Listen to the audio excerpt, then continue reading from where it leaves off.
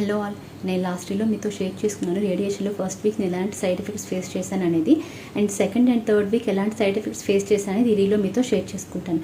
Second week start అవగానే skin peel అవ్వడం start అయింది.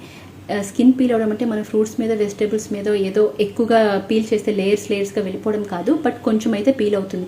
అది కూడా మనకి అక్కడ రేడియేషన్ ఇచ్చిన ప్లేస్ బాగా ఓవర్ సెన్సిటివ్ అవ్వడం వల్ల ఆ హీట్కి మనకి స్కిన్ అనేది పీల్ అవుతుంది. పీల్ ఇలా రాలిపోయినట్టుగా వస్తుంది. కానీ దాని గురించి టెన్షన్ పని లేదు. మనకి రేడియేషన్ ఇచ్చాక నార్మల్గా కొన్ని డేస్ అయ్యాక మళ్ళీ నార్మల్గా వస్తుంది. అండ్ తర్వాత ఆ ప్లేస్లో బాగా సాఫ్ట్ అయిపోతుంది స్కిన్. అంటే మన పిల్లలకి బనానా మిక్సీ వేసేసి పేస్ట్ చేసి ఇలా చిన్న పిల్లలకి పెడతాం కదా, అలా మనకి మెత్తగా అయిపోతుంది ఆ లేయర్ అంతా. బట్ అది కూడా మనకి రేడియేషన్ అయిపోయాక నార్మల్కి వస్తుంది. అండ్ తర్వాత ఈ వామిటింగ్స్ మోషన్స్ అనేది యాంటీబయాటిక్స్ వల్ల వస్తుంది.